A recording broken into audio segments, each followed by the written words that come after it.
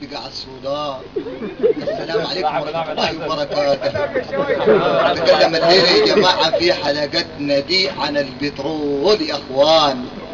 يعني يا جماعة البلد اتملت بترول تاني سنة تمام لقدام.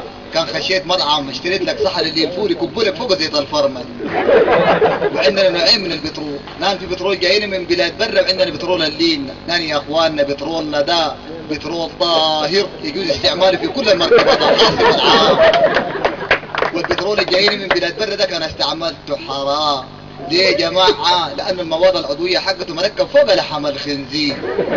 ما كان كبولك كان جريكاني كان جريكانتي. تودي العربية أقلب طلمبة تغسلها غسل النجاسة. بعد ذاك يا جماعة الطلمبات الليلة الهنا دي لازم نأصل الأسامي الليلتها. يعني شل دي نسميها طلمبة الطيبة، ودوتيل دي نسميها طلمبة الرياء، وشل دي يا جماعة وأجيب ديل والجماعة بتاعت مستودع الشيخ رمضان نسميها مستودع الشيخ هارون.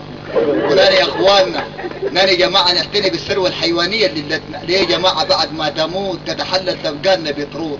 يعني فيل وغزالة يوديك للقطينة ويجي قطعتك العربية فوق ابو حمام على سخلتين تصل مدرمان في امان.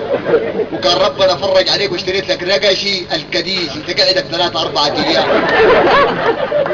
كان ماتلك سمسيو فوق البيت متوديك كوشه ياكلنه الكلاب. احفر له فقع على البيت ادفنه مع مرور الزمن يتحلل يبقى لنا بترول ان شاء الله يمدالك زينات. والسلام عليكم ورحمه الله وبركاته.